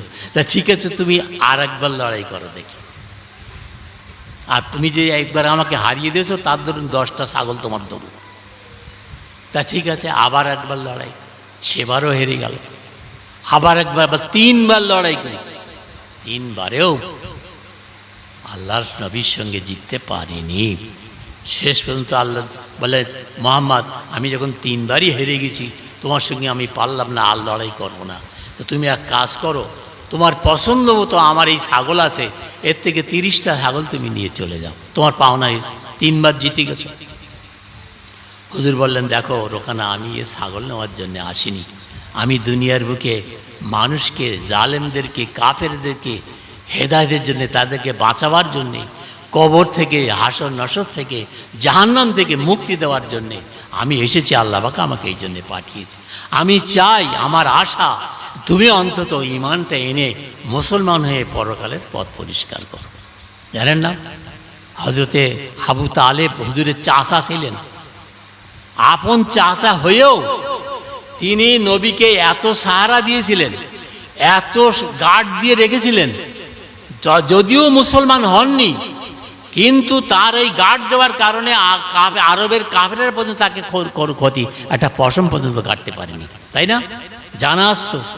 কিন্তু সেই লোকটা যখন মারা যাচ্ছে, তখন আল্লাহর নবী যে চাচার মাথার কাছে বলল, চাচা যান, আপনি যে আমাকে এত সাহারা দিয়েছেন, ছেলের থেকেও অধিক যত্ন করেছেন, আপনি আমাকে যে মানুষ করেছেন, লালন পালন করেছেন, আমি এই প্রতিদান আমি আল্লাহর কাছে শুকরিয়া আদায় করে পাবো না। তো আপনি একটু এই যদি মৃত্যুবরণ, এই কাপি হালতে যদি আপনি মৃত্যুবরণ করেন, অন্তত আমি চাই যে আপনি ঈমান টেনে মৃত্যুবরণ করুন, যেন পরকালে কাল কিয়ামতের দিনে আল্লাহর কাছে দাঁড়িয়ে আপনার জন্য সুপারিশ করে জাহান্নামের আগুন থেকে আমি বার করে নিয়ে আসতে পারি। সুবহানাল্লাহ। কিন্তু ঈমান আনেনি, কিন্তু বিশ্বাস করতো নবীকে। দেশে পানি হয় না, দেশে পানি হচ্ছে না, তো এখন কি করবে? ইস্তেসকার নামাজ পড়ে না? ইস্তেসকার নামাজে আমরাও কত পড়েছি। আমাদের সোনাগুড়ির বিলি জিয়াদ হাফেজ সাহেব হলো কয়েকবার নামাজ পড়ি, আমরা পড়েছি। জামা টামা সব উল্টো করে গায়ে দিয়ে, মানে পাগল সাজ দেয়, পাগল সেজে হাত উপর করে দোয়া করতে হতে এভাবে হাত উল্টে দিয়ে এরমভাবে, আল্লাহ আমরা পাগল হয়ে গেছি, দেওয়ানা হয়ে গেছি, তুমি যদি পানি না দাও আমরা সব ধ্বংস হয়ে যাবে ইত্যাদি, এইভাবে ইস্তেসকা। তো ওই আবু তালেব বিশ্বাস করতেন যিনি বারাক নবী, কিন্তু ওই লোক লস্করের ভয়তে মৃত্যু মুখে পতিত হওয়ার সময়ও উনি ঈমান আনেনি। কেন?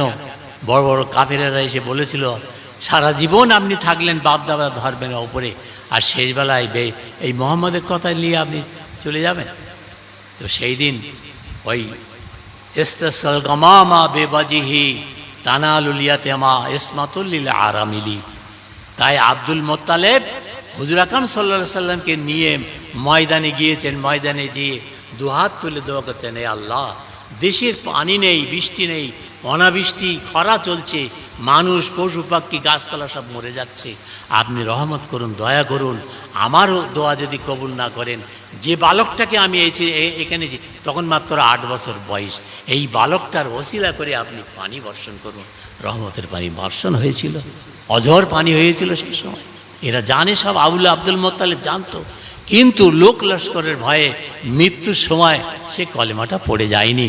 নবী আফসোস করেছিলেন যে চাচা যান, আপনি আমাকে যে এত উপকার করলেন, এত হেমায়েত করলেন, আপনার প্রতিদান আমি শোধ করতে পারলাম না, তাই আল্লাহর কাছে কাল কিয়ামতের ময়দানে অন্তত দোয়া করে আমি নাজাতের ওসিলা করতে পারতাম।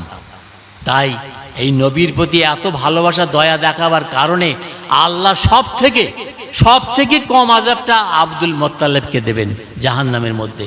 তার পায়ে ওই জাহান্নামের আগুনের জুতা পরিয়ে দেওয়া হবে, আর সেই জুতার শুধুমাত্র পা দুটোই যেমন মোজা পরে, ওই রকম জুতা পরিয়ে দেবে, আগুনের জুতা। আর সেই জুতার আগুনের মানে তেজে ঠকবক করে ঘিলুগুলো ফুটি ফুটে নাক দিয়ে সর্দির মতো, সেলেসার মতো বেরিয়ে চলে যাবে। শুধু নবীকে ভালোবাসার কারণে, নবীকে হেমায়েত সাহায্য করার কারণে তার ওই এতটুকু কম শাস্তি হবে। তো যে কথা বলছিলাম যে রোকানা যখন হেরে গেল, ওকেও দাওয়াত দিলেন আল্লাহ নবী, ছাগল আমি চাই না, তোমার ছাগল তুমি না, আমি চাই যে তুমি অন্তত মুসলমান হয়ে ঈমান এনে ইসলামের কালেমা পড়ে মুসলমানটা হয়ে যাও। তো রোকানা বলেছিল, মোহাম্মদ শোনো, তোমাকে যে নবী বলে মানবো, তা তুমি একটা কিছু অলৌকিক ঘটনা দেখাও, একটা মুজিজা দেখাও, তাহলে তো তোমাকে নবী বলে মানবো। নবীদের জন্য মুজিজা শর্ত। নবী বা রসুল যারা হবেন তাদের জন্য মুজিজা লাগবেই লাগবে। কিন্তু ওলি, আল্লাহর ওলি যিনি হবেন, পীর যিনি হবেন, মাশায়েখ যিনি হবেন, তাদের জন্য কারামত শর্ত নয়। তাদের জন্য কারামত শর্ত নয় যে কারামত দেখাতে হবে তাই ওলি হবে, তা নয়। কিন্তু নবী বা রসুলদের জন্যে এটা শর্ত, মুজিজা দেখানো। তো হুজুর বললেন, তুমি কি দেখতে চাও? তা বলে, দেখো এখানে একটা গাছ আছে, ও গাছটা যদি এসে বলে যে তুমি মোহাম্মদ, এই তুমি আল্লাহর নবী, তাহলে আমি বিশ্বাস করব, মানব, তোমার কথা মানব না। বলে তাই? বলে গাছটা ডাকো। বলে গাছ আসে? গাছ ডাকলে আসে নাকি? বলে তুমি ডাকো যে মোহাম্মদ সাল্লাল্লাহু তোমাকে ডেকেছে। কেতাবে লিখেছে যে বলার সঙ্গে সঙ্গে সেই গাছটা দুটো ভাগ হয়ে গেল, ফেড়ে দুটো ভাগে একটা ভাগ গোড়ায় থেকে গেল, আর বাকি আর একটা অংশ ছুটে এসে দৌড়ে এসে আল্লাহ নবীর কাছে দাঁড়িয়ে, আসসালাতু আসসালামু আলাইকা ইয়া রাসূলুল্লাহ, আসসালাতু আসসালামু আলাইকা ইয়া হাবিব। হুজুর বলছে, ওখানে দেখলে, তুমি তো গাছের কথা বলছিলে, গাছ এসে কি বলছে? আমাকে নবী বলে আমাকে সালাম জানাচ্ছে, তুমি মানো? বলে গাছ নাই আসলো, নাই বুঝলুম, আবার যেদি বলো দিন দেখি, আবার যায় কি না। মানবে না তো ইমান, যত পেঁয়াজ দেওয়া যায়। আল্লাহর হুকুমে গাছ, তুমি আবার যেখানে ছিলে সেখানে চলে যাও। নবী বলার সঙ্গে সঙ্গে সেই গাছের সঙ্গে জুড়ে গেল, অ্যাজ ইট ইজ, কোনো ধরার কোনো কায়দা নেই। নবী বললেন, রোকানা, এবার মানো, এবার অন্তত নবী বলে মানো। মানিনি। বলে আমি যদি মানি তা মেয়ে লোকেরা আমার কি বলবে? মেয়েদের কাছে আমি ছোট হয়ে যাব, গ্রামের মোড় মেয়েরা বলবে, ও মেয়ে লোক হয়ে গেছে, ওর কথা মানা যাবে না। মানিনি। কিন্তু পরবর্তীকালে ফাতা মাক্কা যখন হলো, ও ইসলাম গ্রহণ করেছিল, তখনও ও ঈমান এনেছিল। তো গাছ পর্যন্ত সাক্ষী দিয়েছে, তরুলতা, গাছপালা, ঘর বাড়ি, পাথর, সমস্ত চন্দ্র নিকন্দিত হয়েছিল, সেসব ঘটনা সব জানা আছে, শুধু একটু মনে করে দেওয়া। তো এই সমস্ত মুজিজা দেখেও অনেকে মেনেছিল, অনেকে মানেনি। একজন সাহাবী, তার নাম কাতাদা বিন নোমান, সম্ভবত নামটা আমার একটু ভুল হচ্ছে। তো যুদ্ধের ময়দানে তার চোখ, এই কাফের তরবার লেগে একটা চোখ উপড়ে গেছে, উপড়ে গিয়ে গলায় এসে ঝুলছে একটা চোখ। কেতাবে লিখেছে, কোন বাজে কথা বলছে না, বুখারী হাদিসের মধ্যে আছে। এই চোখটা কেন ঝুলছে? আল্লাহ নবীর দরবারে আসলেন, ইয়া রাসূলুল্লাহ, হাবিবাল্লাহ, আমার চোখটা উপড়ে গেছে, কাফের তরবারি মেরেছে, আমার চোখটা উপড়ে গেছে, আমি ব্যথায় ছটফট করে যন্ত্রণায় ভুগছি। আল্লাহ নবী বলেন, সরে এসো। নিজের হাত দিয়ে চোখটাকে যেখানে ছিল সেই জায়গায় বসিয়ে দিলেন।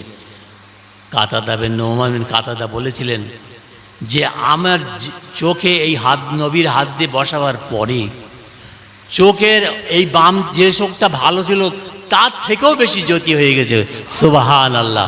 ওই চোখে যে চোখটা উপড়ে যাওয়ার পরেতেও বসিয়ে দিয়েছে আল্লাহ নবী। নবী পাক সাল্লাল্লাহু আলাইহি ওয়াসাল্লাম ওহদের ময়দানে যখন দান মোবারক শহীদ হয়ে গেল, আমাদের মুফতি সাহেব বলছিলেন, আমি শুনেছি যতটুকু, যে মাথায় বর্মা ঢুকে গিয়েছিল না, উনি জেরা, সব থেকে ভারী পোশাক যুদ্ধের ময়দানে, লোহার পোশাক, তাকে বলা হয় জেরা, আরবিতে বলা হয় জেরা। উনি জেরা পরিধান করেছিলেন। উনি যখন মানে কাফেররা যখন তলোয়ার মেরেছিল, উনি মাথাটা ঘুরিয়ে নিয়েছিলেন। সে অনেক ইতিহাসে, অত ইতিহাস বলার সময় নেই। তো সেই ঘুরিয়ে নেবার পরে উনি টাল রাখতে পারেননি, উনি পড়ে গিয়েছিলেন সেই পাথরের উপরে। আর পাথরের উপরে পড়ে যাওয়ার পরেতে এই মাথায় দুটো, ওই যে মাথায় যে হেলমেট, টুপি, ওই লোহার টুপি ভেঙে দুটো ফলা মাথার মধ্যে ঢুকে গিয়েছিল, রক্ত গল গল করে বেরোচ্ছে, মানে মাথার যন্ত্রণায় ছটফট করছে। এমন সময় একজন সাহাবী, ইবনে সেনান, তার নাম ইবনে সেনান, তিনি দৌড়ে এসে নবীর কষ্ট দেখে না থাকতে পেরে নিজের দাঁত দিয়ে ওই ফলা কামড়ে ধরে টেনে বার করলেন। একটা বার করতে যে একটা দাঁত ভাঙলো, আবার আরেকটা ফলা বার করলেন, আরেকটা দাঁত বাড়লো, কাঁচা দাঁত পরপর দুটো দাঁত ভেঙে গেল, তবে তাও ক্ষান্ত হলেন না। নবীকে তিনি কষ্ট লাঘব করার জন্য নিজের দান বাবা শহীদ করলেন। শুধু তাই নয়, ওই ফলা যখন টেনে বার করে নিয়েছেন তখন দেখা যাচ্ছে দরদর করে ওখান দিয়ে রক্ত বার হচ্ছে, নবীর রক্ত। এমনি সেনান তখন কি করলেন, নবীর রক্তকে মাটিতে পড়তে দেননি, তিনি যে জবান দিয়ে ওই রক্ত চুষে চুষে পান করলেন। হুজুর জিজ্ঞেস করলেন, ইবনে সেনান তুমি কি করছো? বলে, ইয়া রাসূলুল্লাহ হাবিবাল্লাহ, আপনার শরীরের রক্ত যদি আজকের মাটিতে পড়ে তো কিয়ামত হয়ে যাবে, এক্ষুনি কিয়ামত হয়ে যাবে, আল্লাহর গজব নাজিল হয়ে যাবে যে আমার নবীর শরীরে রক্ত ঝরিয়েছে কাফেরেরা, আল্লাহ এক্ষুনি রাগান্বিত হয়ে যাবে। তাই মাটিতে পড়ার আগে আমি আপনার রক্তগুলো জিভ দিয়ে চুষে চুষে আমি খেয়ে নিচ্ছি, পান করে নিচ্ছি।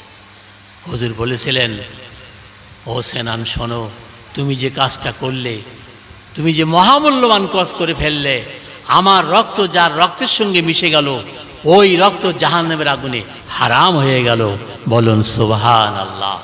শুধু তাই নয়, ওই জেরাতে যখন পড়ে গিয়েছিলেন, উঠতে পারছিলেন না, সেই সময় তালহা রাদিয়াল্লাহু তাআলা আনহু, হুজুরের পায়ে যখন আঘাত লেগেছে, ওনাকে যখন ধরে আবু বকর রাদিয়াল্লাহু আনহু, ওমর ফারুক, ওসমান গনি এরা ধরে ওই ওহদ পাহাড়, যারা হাজী সাহেবরা গিয়েছেন দেখেছেন, সেই ওহদ পাহাড়ের উপর নিয়ে তুলেছিলেন। সেই জায়গায় তোলার সময়তে উনি হুজুর কষ্ট পাচ্ছিলেন, পা তুলতে পারছিলেন না। তাই তালহা রাদিয়াল্লাহু তাআলা উনি বসে পড়ে কাঁধের উপর বললেন, হুজুর আমার কাঁধে পা দিয়ে আপনি উঁচুতে উঠুন, আপনি উঠতে পারছেন না। তো তালহা রাদিয়াল্লাহু বসে পড়ে সেই কাঁধে পা দিয়ে উঠলেন। তা আল্লাহ নবী বললেন, আও যাবা তালহাতা, আও যাবা তাল, তিনবার বললেন আও যাবা তালহাতা, হে তালহা, তুমি তোমার প্রতি ওয়াজিব করে নিলে জান্নাতকে, আল্লাহর জান্নাতকে তুমি ওয়াজিব করে নিলে। সুবহানাল্লাহ। কারণ নবীকে সাহায্য করেছে। তার নবীর সুন্নত, নবীর ভালোবাসা অন্তরে যদি না থাকে, ওই খেজুর গাছ, ওই যে হান্নানা, তাকে হান্নানা বলে। হান্নানা মানে কি জানেন? হান্নানা মানে করন্দনকারী। গাছটা কেঁদেছিল বলে তাই তার নাম হয়েছে হান্নানা। উস্তুনে হান্না, উস্তুন মানে কোটি, উস্তুন মানে এই যে খুঁটি। তা ওই খুঁটিতে ছাড়া দিয়ে নবী দাঁড়াতেন একটা গাছ হয়ে। আজকের ভালোবেসে, নবীর মহব্বত করে, নবীর ভালোবেসে আজকের সে জান্নাতের অধিবাসী হয়ে গেল, সেই গাছটা জান্নাতে চলে গেল। আরে আসহাবে কাহাবের কুকুরের কথা বলতে বলতে অনেক দূর চলে গেছি।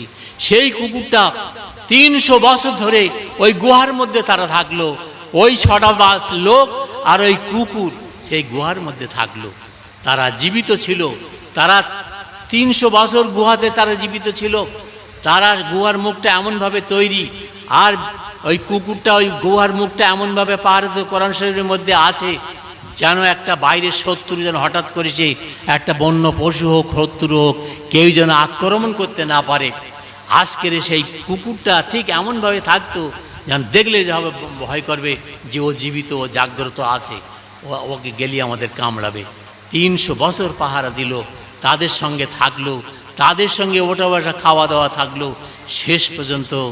তাই সেই কুকুরটাও জান্নাতের অধিবাসী হয়ে গেল। তাই সাহাবাতে সালেহ তুরাব, সাহাবাতে সালেহ তুরাব খায়ের কুনাদ, সাহাবাতে উরা কুনাদ।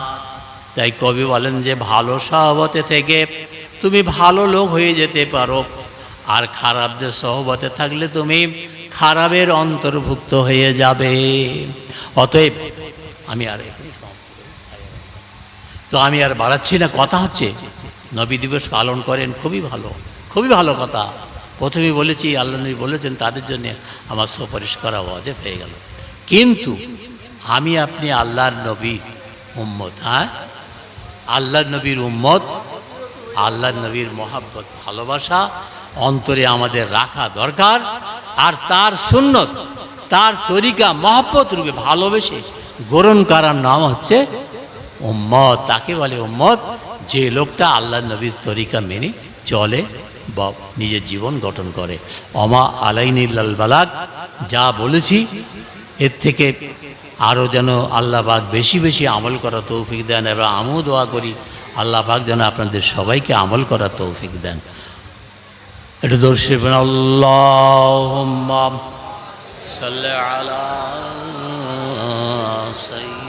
مولانا مولانا محمد وعلى آل سيدنا مولانا محمد.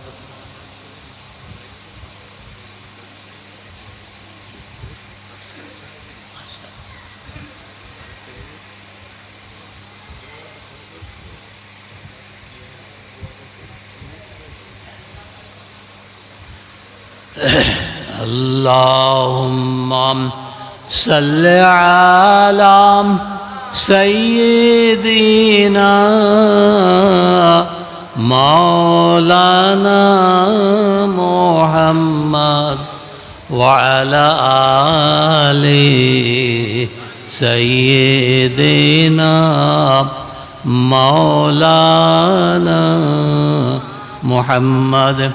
ولما تم من حمله الشهران على أشهر الأقوال المربية توفي بالمدينة الشريفة أبوه عبد الله وكان قد استزى بأقوال بني عاد من الطائفة التذرية ومكث فيهم شهرا سقيما يوانون سقما وشقوا. ولما مر من حمله إلى 9 أشهر قمرية وعن الزمان أنه صدى ليلة مولدة آسية مريم في نسوة من الخطيرة القدسية